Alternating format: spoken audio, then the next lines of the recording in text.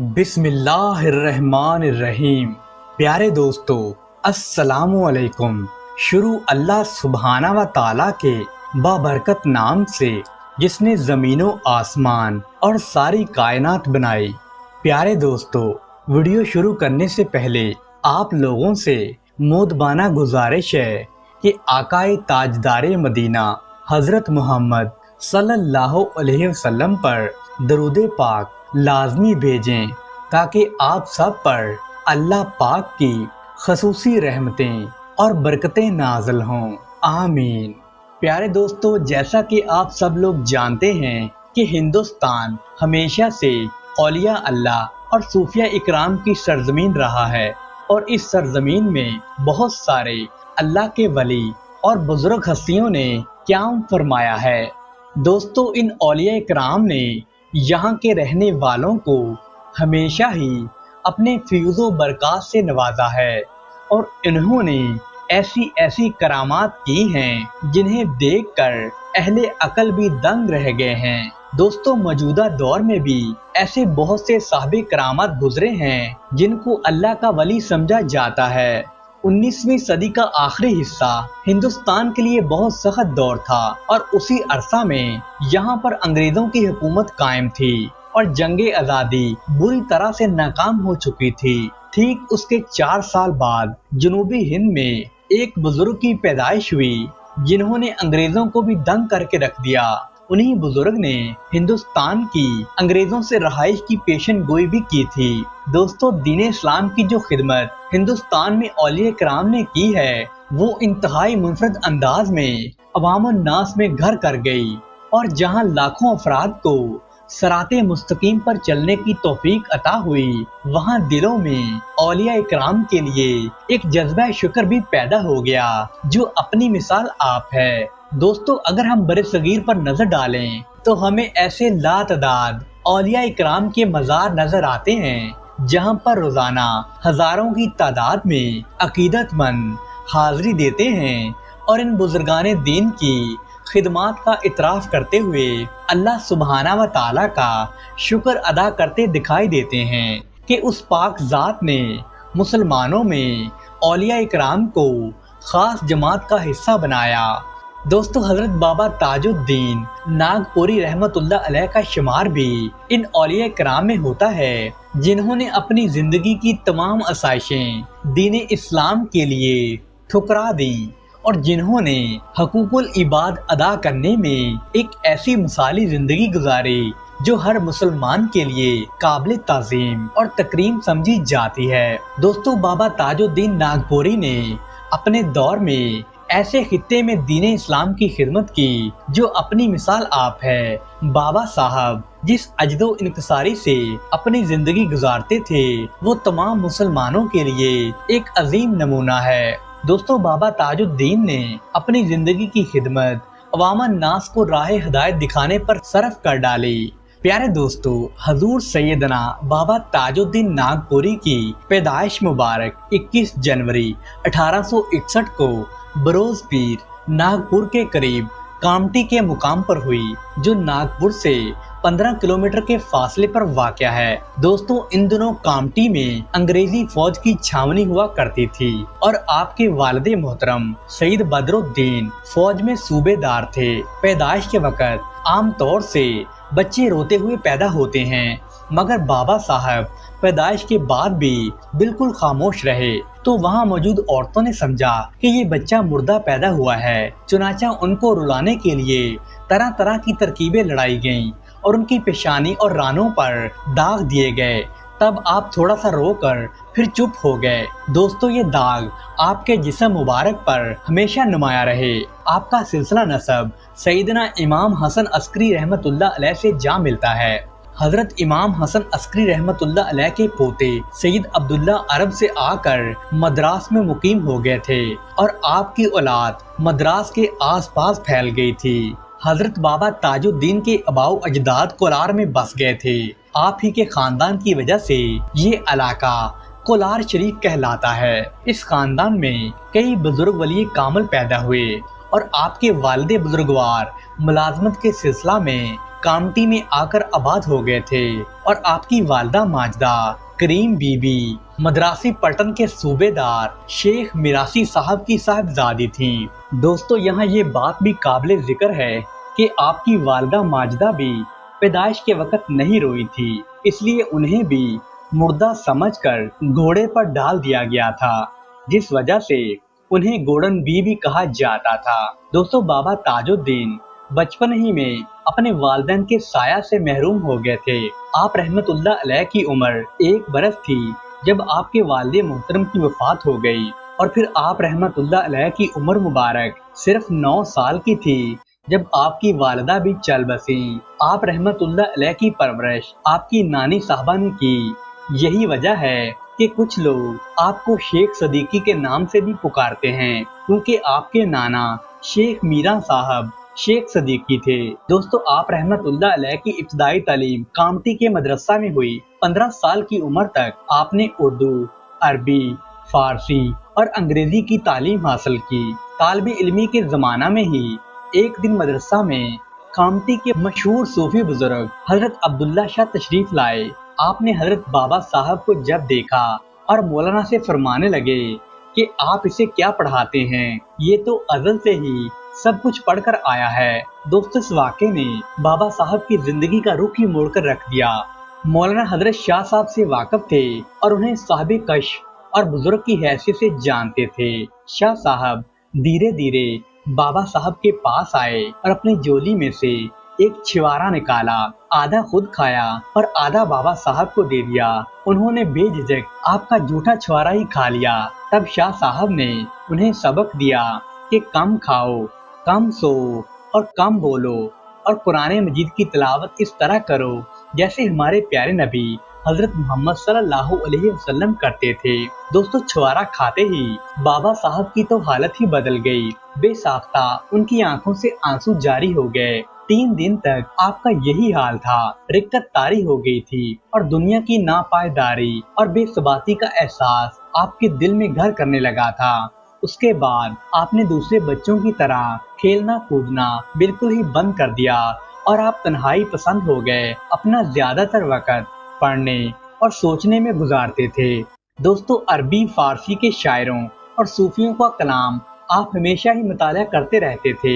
मौलाना room और हाफिज शिराजी के अशार आपकी जुबान पर अक्सर ही सुनने को मिलते थे। इस तरह नहायत खलूस के साथ आप पढ़ने और ज़ाहरी इल्म हासिल करने में मगन हो गए। दोस्तों बाबा साहब खुले दिल और दिमाग से इंसानियत का सबक पढ़ रहे थे। आप हिंदू और मुसलमान में कोई फर्क नहीं करते थे। हिंदू, मुस्लिम, सिख, ईसाई और पारसी और यहाँ तक कि आप रहमतुल्लाह अलैह हिंदुओं की सबसे नीची जात दलत में भी फर्क नहीं करते थे। दोस्तों हिंदू, मुसलमान, सिख, ईसाई और पारसी आप रहमतुल्लाह अलैह की नज़र में सब बराबर थे और सही मानी में आप इंसानियत के मुबल्लिग और अमीन समझे जाते थे और इंसानियत का सबक पढ़ाने के लिए ही इस सरजमीन पर तशरीफ लाए थे। दोस्तों 1879 में किनान नदी में पानी बढ़ जाने से कामटी में सैलाब आ गया और तकरीबन आधी आबादी सैलाब की लपेट में आ गई, तो बहुत से मकान बहकर तबाह बर्बाद हो गए। उसमें बाबा साहब रहमतुल्लाह अलैह के नाना का मकान भी था, इसलिए उनके मामू अब्दुल रहमान साहब को मुलाजमत करना पड़ी। तो उस वक़्त बाबा साहब की उम्र तकरीबन 18 साल थी और उनके मामू जान ने उन्हें फौज में भर्ती होने की सलाह दी, मगर नानी की मोहब्बत आड़े आ गई और आपको फौज में जाने से रोक दिया। 2 साल तक आप मजीद मुलाजमत से दूर रहे, लेकिन 1881 में जब आपकी उम्र मुबारक 20 साल हुई तो आप रहमतुल्लाह अलैह फौज में भर्ती हो गए। इसके लिए आपने बड़ी मुश्किल से अपनी नानी जान को मनाया था। आपका ऊंचा कद, मजबूत जिस्म और उम्दा सेहत फौज में भर्ती होने के लिए बहुत ही मुआवन थी। आप नागपुर की रेजिमेंट 13 में सिपाही के तौर पर भर्ती हुए थे। दोस्तों 1884 में आपकी रेजिमेंट सागर के लिए रवाना हुई और काफी अरसा तक आपने वहीं क़याम फरमाया। तो फौज के साथ बाबा साहब ने कई मुमालिक का सफर भी किया था। फ्रांस के दौरे के बाद बाबा साहब की रेजिमेंट ने हैदराबाद दक्कन में डेरा डाल दिया था اور یہاں ایک امریکی افسر مسٹر بینس کو بابا صاحب نے قرآن مجید کی تعلیم بھی فرمائی تھی۔ یہی ایک دوسرے فوجی افسر مسٹر ولیم نے بابا صاحب سے روحانی تعلیم حاصل کی تھی۔ بعد میں وہ کلکتہ چلے گئے اور انہوں نے اپنی باقی زندگی ایک قبرستان میں گزار دی۔ دوستو، آپ رحمت اللہ علیہ نماز کے اس قدر پابند تھے کہ نماز کے مقابلے میں آپ کسی چیز کی بھی پرواہ نہیں کرتے تھے۔ فوج کی ملازمت کے دوران بھی بابا صاحب ہمیشہ نماز اور ریاضت میں پابندی کیا کرتے تھے اور اس میں کبھی ناغہ نہیں ہونے دیتے تھے۔ ان کی روزمرہ زندگی کا یہ معمول تھا۔ وہ اپنے فوجی کاموں سے فارغ ہو کر بابا صاحب حضرت داؤد مکی کی درگاہ پر تشریف لے جاتے تھے اور راتوں کو مجاہدہ کیا کرتے تھے۔ دوستو، اکثر راتوں کو تو آپ وہیں پر ہی رک جاتے تھے اور ساری رات ریاضت میں مصروف رہا کرتے تھے۔ جب آپ کی نانی جان کو یہ خبر ملی تو آپ بہت پریشان ہوئیں کہ کہیں میرا نواسا بگڑ تو نہیں گیا اور بری صحبتوں میں تو نہیں پھنس گیا ہے۔ اس لیے ایک رات آپ کی نانی جان نے آپ کا پیچھا کرتے ہوئے اس درگاہ میں پہنچ گئی جہاں آپ عبادت کرتے تھے۔ جب انہوں نے آپ کو عبادت میں مشغول دیکھا تو وہ واپس لوٹ آئیں اور اپنے نواسے کو بہت سی دعائیں دی۔ جب صبح کو حضور بابا صاحب درگاہ سے واپس آئے تو نانی صاحبہ نے ناشتے کے لیے کہا تو اپنے ہاتھ کے پتھر دکھا کر انہوں نے فرمایا کہ نانی جان، میں تو یہ لڈو کے پیڑے کھاتا ہوں اور آپ میرے لیے ناشتہ کی فکر بالکل نہ کیا کریں۔ دوستو، اس طرح جب تک آپ ساگر میں مقیم رہے، آپ معمول کے مطابق حضرت مکی صاحب کی درگاہ پر تشریف لے جاتے تھے اور ہمیشہ عبادت میں ہی مصروف پائے جاتے تھے۔ دوستو، رفتہ رفتہ آپ پر جذب طاری ہونے لگا اور آپ کا ملازمت سے دل اب تو بالکل ہی اٹھ چکا تھا۔ آپ اپنے فوجی افسر کے پاس پہنچے اور ملازمت سے سبق دوش ہونے کی خواہش ظاہر کی تو صوبے دار نے کہا کہ حضور، آپ کی تو ترقی ہونے والی ہے، ایسے میں ملازمت سے سبق دوش ہونا کوئی مناسب بات نہیں ہے۔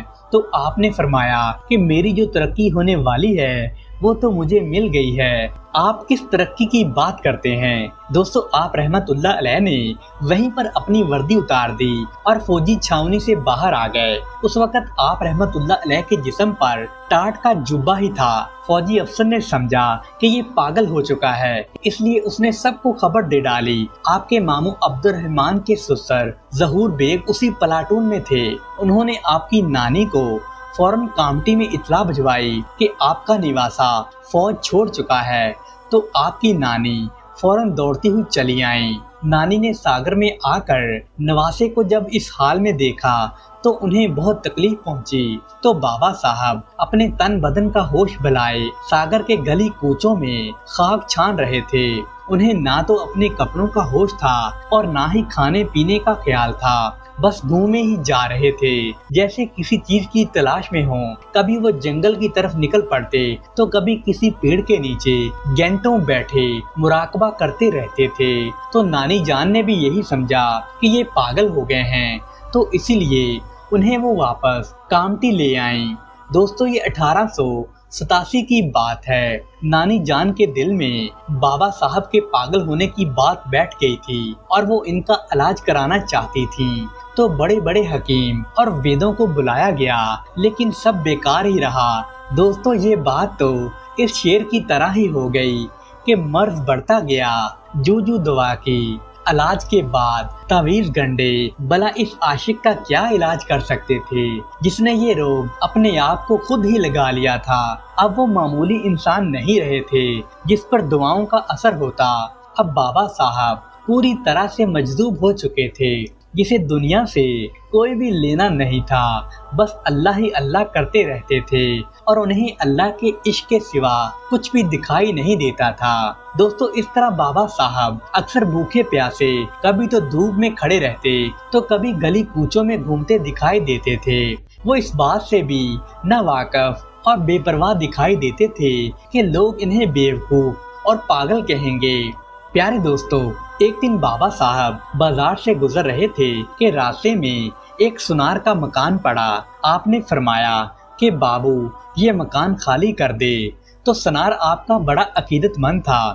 اس نے جب آپ کے حکم کو سنا تو وہ فوراً ہی آپ کا حکم بجا لایا اور مکان کو خالی کر دیا۔ دوستو اسی رات مکان میں تو آگ لگ گئی اور سب کچھ ہی جل کر راکھ ہو گیا۔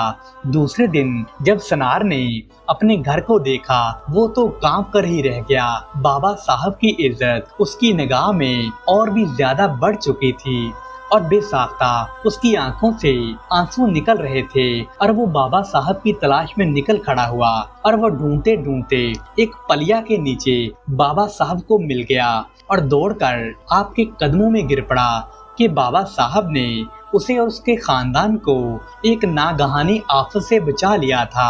اب تو بابا صاحب کی شہرت پورے ہندوستان میں پھیل چکی تھی اور سینکڑوں ضرورت مند روزانہ آپ کے پاس آتے تھے اور ہر وقت آپ کے پاس لوگوں کی بھیڑ ہی لگی رہتی تھی۔ دوستو اللہ کے ولیوں سے جو حیرت انگیز واقعات ہوتے ہیں انہیں کرامت کہا جاتا ہے۔ بابا صاحب کی زندگی تو ایسے واقعات سے بھری پڑی ہے۔ دوستو یہ کرامات بابا صاحب نے دوسرے لوگوں کو فیض پہنچانے کے لیے دکھائی تھی۔ آئیے اب ہم بابا صاحب کی کچھ مشہور و معروف کرامات کا ذکر کرتے ہیں۔ دوستو ایک دن برسات کے موسم میں ایک عقیدت مند ابو الحسن نے لنگر کی ایک دیگ چڑھائی تو بارش شروع ہو گئی۔ اس قدر پانی برسا کہ آگ بجھ گئی اور چولہے کی لکڑیاں تک پانی میں بہہ چکی تھی۔ بارش تھی کہ رکنے کا نام ہی نہیں لے رہی تھی۔ اسی اثناء میں دو سپاہی ایک قیدی کو لے کر بابا صاحب کی خدمت میں حاضر ہوئے تو قیدی کے ہاتھوں میں ہتھ کڑی اور پیروں میں بیڑیاں تھیں۔ اس نے بتایا کہ اسے قتل کے الزام میں قاضی صاحب نے پھانسی کی سزا سنائی ہے اور وہ اپنی خواہش کے طور پر بابا صاحب کا دیدار کرنے آیا ہے۔ تو وہ آ کر بابا صاحب سے فرمانے لگا کہ حضرت آپ میرے حق میں دعا کیجئے کہ میں رہا ہو جاؤں۔ تو وہ قیدی گڑ گڑا کر رونے لگا تو بابا صاحب نے فرمایا کہ بائیں ہاتھ سے سلام کر کے جاؤ اور ابو الحسن کے والد سے کہنے لگے کہ اسے نیاز کا کھانا ضرور کھلانا۔ دوستو دیگ چولہے پر رکھی ہوئی تھی اور سب سوچ رہے تھے کہ ابھی کھانا کہاں تیار ہوگا، مگر دیگ کھول کر دیکھا تو وہ دیگ بالکل تیار تھی۔ تو اس میں سے قیدی کو بھی کھانا کھلایا گیا اور اسے کھانا کھلا کر رخصت کر دیا گیا۔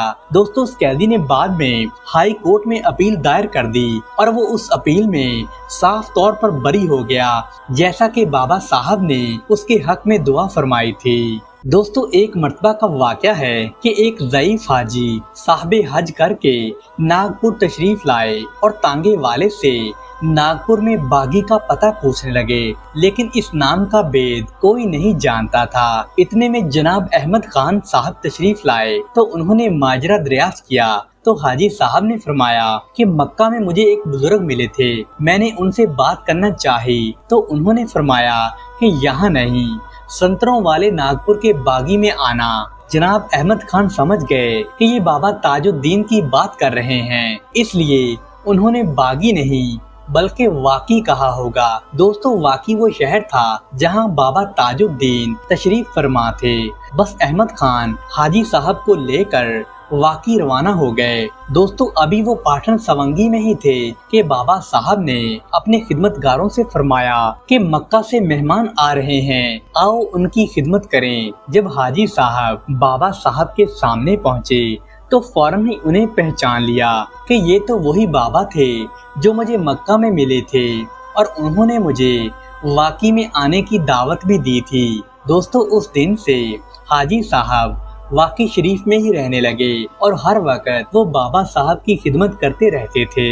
پیارے دوستو ایک مرتبہ کا واقعہ ہے کہ بابا صاحب کے نان ندی کے کنارے بیٹھے ہوئے تھے کہ دو عورتیں آپ کے پاس آئیں اور کہنے لگی کہ بابا صاحب ہماری شادیوں کو بہت عرصہ گزر چکا ہے مگر ہمارے اولاد نہیں ہوتی۔ آپ رحمت اللہ علیہ نے دونوں کی بات سنی اور دونوں عورتوں کو ایک ایک لڈو دے دیا اور آپ نے فرمایا کہ اس لڈو کو چکھ لو۔ دوستو ایک عورت شانتی بائی نے بڑی عقیدت اور خلوص سے بابا صاحب سے وہ لڈو لیا اور وہیں پر کھانے لگی، مگر دوسری عورت سبھدرا نے نظر بچا کر اپنا لڈو ریت میں ڈال دیا۔ دوستو 9 ماہ بعد شانتی بائی کے یہاں ایک لڑکا پیدا ہوا تو وہ اس لڑکے کو لے کر بابا صاحب کی خدمت میں حاضر ہوئی۔ اس وقت سبھدرا بھی اس کے ساتھ تھی اور وہ بہت شرمائی ہوئی تھی اور وہ بہت زیادہ پچھتا رہی تھی کہ یہ میں نے کیا کر دیا۔ تو بابا صاحب نے کہا کہ اے سبھدرا، تیرا بچہ ریت میں ہے، جا کر نکال لے۔ تو سبھدرا بابا کے قدموں میں گر پڑی اور وہ گڑ گڑا کر معافی مانگنے لگی۔ تو دوستو، بابا صاحب بہت زیادہ رحم دل انسان تھے، ان کا دل پسیج گیا تو انہوں نے اسے دعا دے کر رخصت کیا۔ تو 1 سال کے بعد سبھدرا کے ہاں بھی لڑکا ہی پیدا ہو گیا۔ دوستو، ایک دن کی بات ہے کہ بابا صاحب اپنے ڈیرے پر املی کے درخت کے نیچے آرام فرما رہے تھے اور چاروں طرف آپ کے عقیدت مند اور حاجت مندوں کی بھیڑ لگی ہوئی تھی کہ اتنے میں ایک آدمی آپ کی خدمت میں آیا۔ اس کے ہاتھ میں مٹھائی اور پھولوں کا ہار تھا۔ تو بابا صاحب نے اسے دیکھ کر فرمایا کہ میاں کیوں آئے ہو؟ ہم کو پہچانتے ہو کیا؟ ہم وہی تو حاضر تھے جب بڑے صاحب نے تمہاری بحالی کا حکم دیا تھا۔ حضرت بابا صاحب کے یہ الفاظ سن کر وہ آدمی دوڑ کر آپ رحمت اللہ علیہ کے قدموں سے لپٹ گیا۔ بابا صاحب کے عقیدت مندوں نے اسے اٹھایا اور تسلی دے کر الگ کر لیا اور دریافت کرنے پر معلوم ہوا کہ اس آدمی کو اس کی ملازمت سے برخاست کر دیا گیا تھا اور وہ اجمیر شریف چلا گیا تھا۔ تو اس نے وہاں جا کر خواجہ غریب نواز کے دربار میں عرض کی کہ حضرت، میں بڑی مشکل میں ہوں، آپ میرے لیے دعا فرمائیں۔ دوستو، اس طرح کئی دن گزر جانے پر اس نے خواب میں دیکھا کہ کئی بزرگ خواجہ صاحب کے پاس جمع ہیں، ان میں بابا تاج الدین بھی شامل ہیں۔ تو آپ نے فرمایا، چلا جا، اپنی ملازمت پر چلا جا، تجھے بحال کر دیا گیا ہے۔ چنانچہ جب وہ آدمی اپنے گھر پہنچا تو اس نے دیکھا کہ ملازمت سے بحالی کا خط اس کے دروازے پر پڑا ہوا تھا اور پھر اسے ملازمت پر واپس بھی بلا لیا گیا۔ دوستو، تکارام سیٹھ نارائن داس کے منیم تھے اور وہ 30 سال سے کھانسی کے عارضے میں مبتلا تھے۔ کھانستے کھانستے اور بلغم تھوکتے تھوکتے 30 سال ہو گئے تھے۔ ان کی راتوں کی نیند بھی حرام ہو چکی تھی۔ ایک بار وہ سیٹھ کے کسی کام سے واقعی تشریف لائے تو واقعی میں سیٹھ نارائن داس کا ایک باغیچہ ہوا کرتا تھا۔ دوستو، اس باغیچے کے باہر ایک پیڑ کے نیچے بابا صاحب تشریف فرما تھے۔ تو تکارام نے سوچا کہ بابا صاحب کو چائے پیش کرتا ہوں، اس لیے اس نے چاندی کے کپ میں چائے ڈالی اور چائے لے کر باغیچہ سے نکلے تو سیٹھ نے دیکھ لیا اور سیٹھ کہنے لگا کہ تو چاندی کے کپ میں چائے لے کر کہاں جا رہا ہے؟ اگر تجھے چائے لے کر جانی ہی ہے تو شیشے کے کپ میں لے کر جا۔ تو دوستو، تکارام آنکھ بچا کر چاندی کے کپ میں ہی چائے لے گیا تو بابا صاحب نے دور ہی سے پکا کر کہا، جا، تیرا چاندی کا کپ ناپاک ہو جائے گا۔ تو تکارام گڑ گڑا کر بولے کہ حضرت، میں اتنی محنت سے آپ کے لیے چائے لایا ہوں، آپ سے گزارش ہے کہ آپ اسی کپ میں چائے پی لیجئے۔ تو بابا صاحب نے اس سے چائے لے لی اور چائے پیتے پیتے کہنے لگے کہ اے تکارام، اگر تو 30 سال پہلے میرے لیے چائے لے کر آ جاتا تو تجھے اتنا عرصہ پریشان نہ ہونا پڑتا۔ اور آپ رحمت اللہ علیہ نے یہ کہتے ہی ایک چٹکی بھر مٹی اٹھائی اور تکارام کو پکڑا دی اور اس سے فرمانے لگے کہ تکارام، اس مٹی کو کھا لے۔ تو تکارام نے بڑی عقیدت اور محبت سے اس مٹی کو پھانک لیا۔ دوستو، جیسے ہی تکارام نے اس مٹی کو اپنے منہ میں ڈالا تو اس کی 30 سال کی بیماری فوری طور پر ختم ہو گئی۔ سبحان اللہ۔ دوستو، ناگپور شہر کی مشہور طوائف گرجی ایک عرصے سے بیمار تھی۔ حکیم، وید، مولوی اور ڈاکٹر سب کے سب لوگ اس طوائف کو جواب دے چکے تھے اور ایک دن وہ طوائف مر گئی تو واقعی شہر کے کاشی ناتھ نے حضور بابا صاحب کی خدمت میں آدمی بھیجا تاکہ وہ پوچھ کر آئے کہ حضور، طوائف گرجی مر گئی ہے، اب آپ ہی بتائیں کہ اسے دفن کیا جائے یا جلا دیا جائے۔ تو بابا صاحب نے فرمایا کہ گرجی مری نہیں ہے بلکہ سوئی ہوئی ہے۔ دوستو لوگ اس کی ارتھی تیار کر رہے تھے، مگر بابا صاحب کی بات کی وجہ سے انہوں نے وہ ساری کاروائی وہیں پر روک ڈالی۔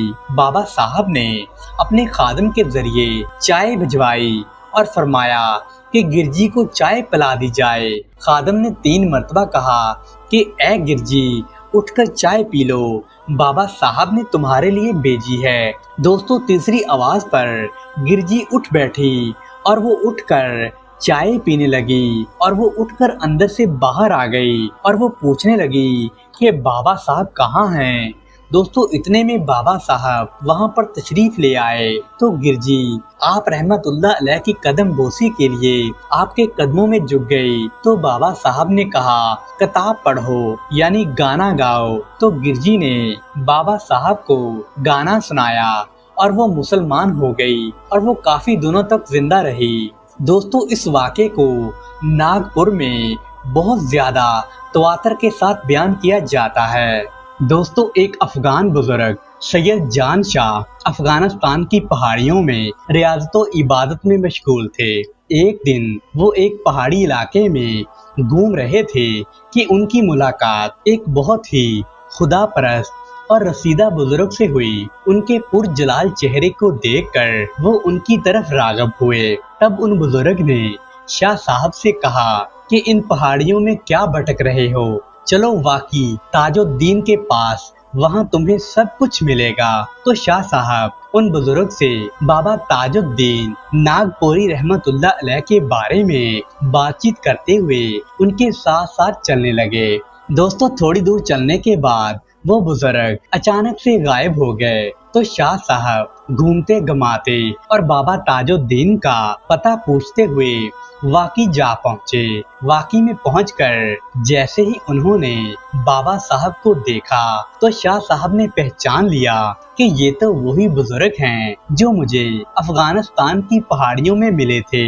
شاہ صاحب بابا تاج الدین رحمت اللہ علیہ کے عقیدت مندوں میں شامل ہو گئے اور کافی عرصہ تک انہوں نے واقعی میں ہی بابا صاحب کی خدمت کی۔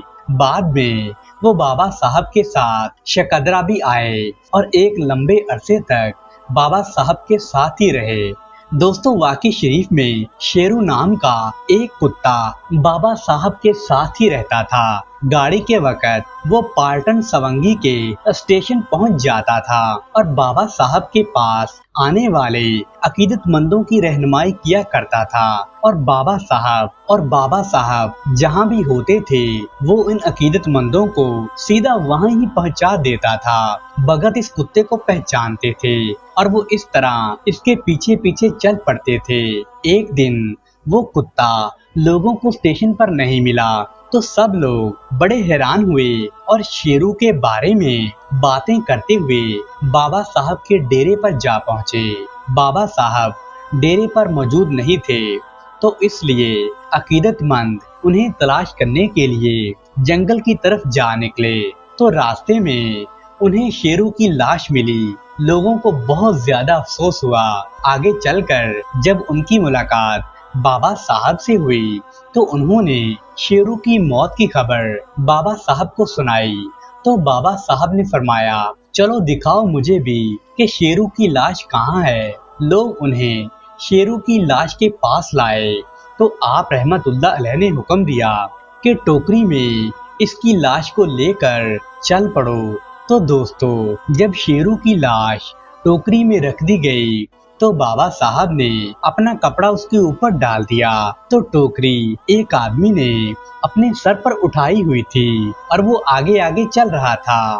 دوستو تھوڑی ہی دیر چلے تھے کہ شیرو ٹوکری میں سے کود پڑا اور سب کے آگے آگے چلنے لگا۔ لوگ یہ منظر دیکھ کر حیران و پریشان رہ گئے۔ شیرو اس دن کے بعد کافی دن تک زندہ رہا، پھر وہ واقعی مر گیا تو بابا صاحب نے اسے ہسپتال کے پاس ایک قبر کھدوا کر دفن کروا دیا۔ دوستو ایک عقیدت مند نے اپنا آنکھوں دیکھا واقعہ بیان کرتے ہوئے کہا کہ ایک دن موسم گرما کی شام کو حضور اپنے ڈیرے سے نکل کر کنہا ندی کی طرف چل پڑے تو بہت سارے عقیدت مند بھی بابا صاحب کے ساتھ چل پڑے۔ لیکن حضور اتنا تیز چل رہے تھے کہ سب لوگ پیچھے رہ گئے، صرف میں ہی بھاگ کر بابا صاحب کے ساتھ چل رہا تھا۔ حضور ندی پر پہنچ کر رکے نہیں، بلکہ پانی میں چلتے ہوئے ندی کے بیچ ایک چٹان پر جا کر لیٹ گئے، تو میں بھی ادب کے ساتھ ان کے پاس ہی بیٹھ گیا۔ تو حضور نے فرمایا کہ گھبرانا مت۔ تو میں نے جواب دیا کہ حضور کے ہوتے ہوئے میں کیوں گھبراؤں گا۔ تو دوستو، اتنے میں ایک بڑا سا شیر سامنے سے آیا۔ شیر سامنے کے دونوں پیروں کو دبائے اور سر جھکائے ہوئے دھیرے دھیرے سے بابا صاحب کے قدموں کی طرف بڑھنے لگا، تو قریب پہنچ کر 3 بار آپ رحمت اللہ علیہ کے پیروں کو چاٹنے لگا اور پھر اسی طرح واپس چلا گیا جیسے وہ آیا تھا۔ دوستو، تھوڑی دور جا کر اس شیر نے ایک فرلانگ بھری اور آنکھوں سے اوجھل ہو گیا، تو وہ مرید کہنے لگے کہ اس وقت رات کا وقت تھا، تو اس لیے ہم ڈیرے پر واپس آ گئے۔ دوستو، ایک مرتبہ کا واقعہ ہے کہ حضور بابا تاج دین رحمت اللہ علیہ واقعی کے جنگل میں تشریف فرما تھے، اور آپ رحمت اللہ علیہ کے چاروں طرف عقیدت مندوں کی بھیڑ لگی ہوئی تھی کہ اتنے میں گاؤں کا نائی گنپت راؤ حاضر ہوا اور قدموں کو چھو کر عقیدت کا اظہار کرنے لگا۔ حضور نے پاس میں پڑا ہوا گوبر کے اپلے کا ایک ٹکڑا اٹھا کر نائی کے ہاتھ میں دے دیا، تو نائی نے سوچا کہ شاید حضور مجھ سے ناراض ہیں، تو اس لیے وہ فوراً گاؤں کی طرف چلا گیا۔ راستے میں اس نے وہ ٹکڑا پھینک دیا اور گھر چلا گیا۔ دوسرے دن جب وہ ایک گھر میں حجامت بنانے گیا، تو حجامت بنانے والے کو اس کے ہاتھوں سے عطر کی تیز خوشبو آئی، تو اس نے پوچھا کہ تو نے یہ عطر کہاں سے لیا ہے جس کی اتنی تیز خوشبو تیرے ہاتھ سے آ رہی ہے؟ تو دوستو، نائی نے بھی اپنے ہاتھ کو سونگھ کر دیکھا تو کہنے لگا واقعی بڑے نفیس عطر کی خوشبو ہے، تو وہ رونے لگا۔ جب اس آدمی نے اس نائی سے رونے کا سبب پوچھا تو اس نے کل کا واقعہ سنایا، اور وہ پچھتا رہا تھا کہ حضور نے تو مجھے خوشبو کا خزانہ دیا تھا جسے میں نے اپنی نادانی سے گنوا دیا۔ دوستو، کہتے ہیں کہ اس نائی کے ہاتھوں کی خوشبو 6 ماہ تک ویسے ہی رہی تھی۔ دوستو، ایک مرتبہ ایک بہت ہی خستہ حال آدمی حضور بابا صاحب کے دیدار کے لیے آیا، مگر عقیدت مندوں کی بھیڑ کے سبب وہ حضور تک نہیں پہنچ سکا۔ جب وہ اس بھیڑ میں راستہ بنانے کی کوشش کر رہا تھا تو دربار کی خادمہ لا اماں نے اس کو پکڑ لیا اور اسے پکڑ کر مارنے لگی۔ حضور کافی دور تھے اور وہیں سے بھاگتے ہوئے آئے اور لا اماں کا ہاتھ پکڑ کر کہنے لگے میرے پاس آئے ہوئے کو مارنے والی تو کون ہوتی ہے؟ جو ساری دنیا سے نا امید ہو جاتا ہے وہی تو ہمارے پاس آتا ہے، جب اس کو یہاں بھی مارا جائے گا تو وہ بیچارہ کہاں جائے گا؟ اس طرح اس غریب کی بات آپ رحمت اللہ علیہ نے بڑی توجہ سے سنی اور دعا دے کر اسے رخصت فرما دیا۔ دوستو، ناگپور کے مہاراجا راگھو راؤ جی بابا صاحب سے بڑی محبت اور عقیدت رکھتے تھے۔ واقعی شریف میں بھی وہ حضور کی خدمت میں اکثر آتے رہتے تھے۔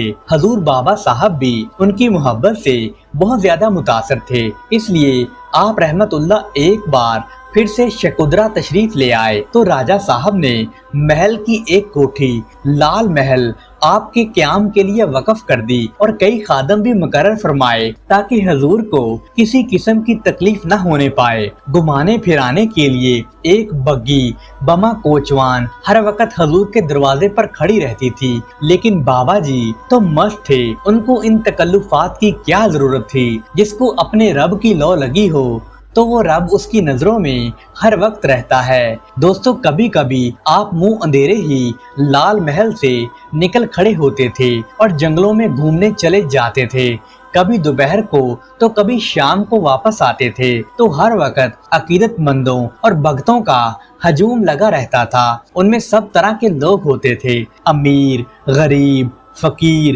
ہندو، مسلمان، سکھ، یہاں تک کہ عیسائی اور بڑے بڑے عہدے دار اور افسر بھی آپ رحمت اللہ علیہ کی بارگاہ میں تشریف لایا کرتے تھے۔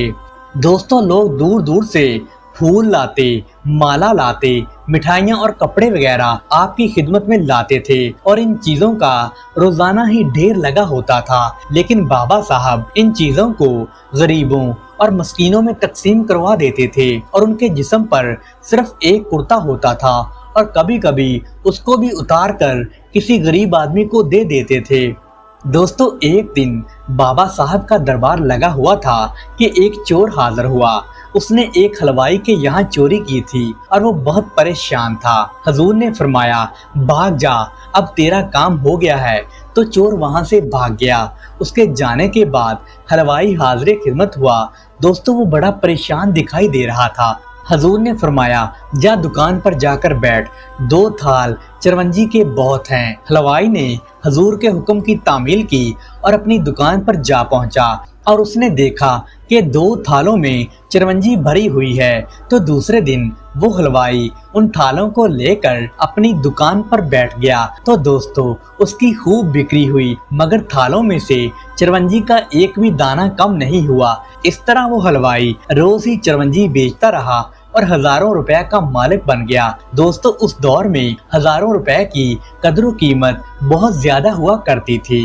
دوستو گووندنا کے میونسپل بورڈ کے ایک بابو صاحب کا اکلوتا لڑکا بہت بری عادتوں کا شکار ہو کر جلندر جیسے مرض کا شکار ہو گیا تھا۔ اس نے بہت علاج کرایا مگر کوئی بھی فائدہ نہیں ہوا۔ تو کسی نے اسے شکودرا میں بابا صاحب کے دربار میں حاضری کا مشورہ دیا۔ تو وہ مایوس باپ بیٹے بابا صاحب کے دربار میں حاضر ہوئے اور 2 دن تک وہیں رہے۔ تب بابا صاحب اس لڑکے کے پاس آئے اور چائے کی طلب کی تو فوراً حکم کی تعمیل کی گئی۔ تو بابا صاحب نے تھوڑی سی چائے پی کر لڑکے کو چائے پینے کا حکم دیا مگر وہ تو بے ہوش تھا۔ تیسری مرتبہ کہنے پر جب لڑکا ہوش میں نہ آیا تو بابا صاحب کو جلال آ گیا اور چائے کا پیالہ لڑکے کے منہ سے لگا دیا۔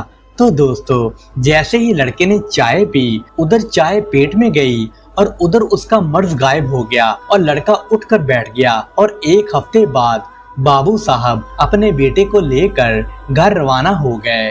دوستو ایک مرتبہ کا واقعہ ہے کہ ایک مدراسی عقیدت مند بابا صاحب کی خدمت میں حاضر ہوا۔ وہ ایک دفتر میں ملازمت کرتا تھا، اس لیے وہ 4 دن کی چھٹی لے کر بابا صاحب کے پاس آیا ہوا تھا۔ اس نے بابا صاحب سے جب جانے کی اجازت مانگی تو بابا صاحب نے اسے اجازت نہیں دی۔ وہ دل و جان سے بابا صاحب کی خدمت میں لگا رہتا تھا۔ دوستو جب بھی وہ اجازت مانگتا تو بابا صاحب خاموش ہو جاتے تو وہ رک جاتا۔ اس طرح 1 مہینہ گزر گیا۔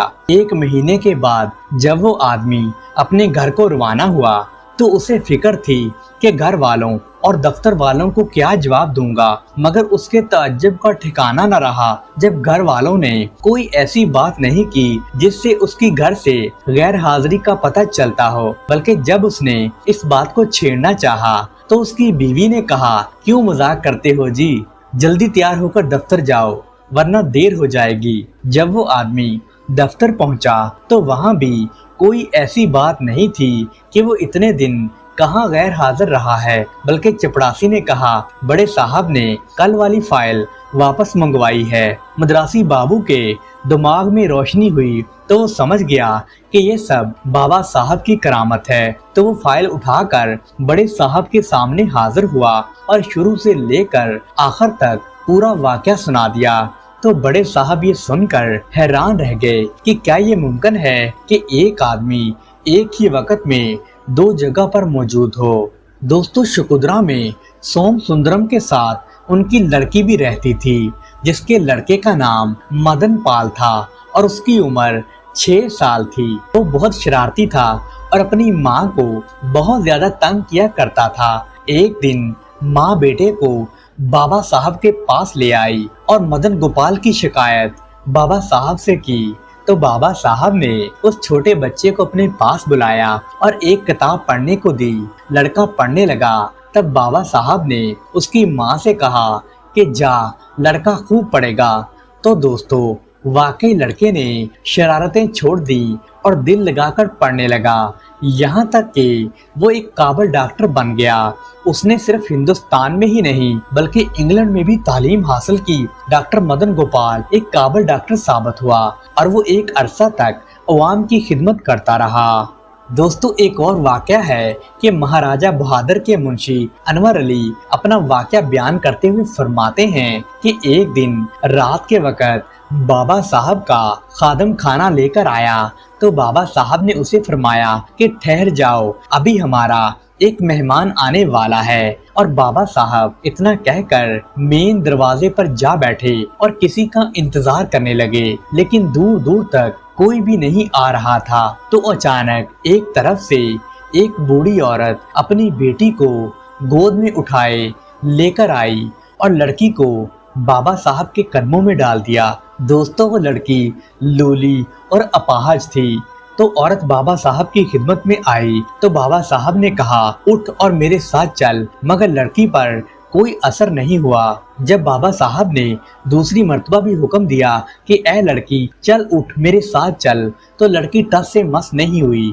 تو بابا صاحب کو بہت زیادہ غصہ آ گیا اور تیسری مرتبہ آپ رحمت اللہ علیہ نے پھر حکم دیا تو وہ لڑکی کھڑی ہو گئی اور لڑکی کے ہاتھوں اور پاؤں میں حرکت پیدا ہو گئی اور وہ کھڑے ہو کر بابا صاحب کے پیچھے پیچھے چلنے لگی اور اس کے ساتھ میں اس کی ماں بھی تھی۔ دوستوں، بہت سارے لوگوں نے یہ کرشمہ اپنی آنکھوں سے دیکھا۔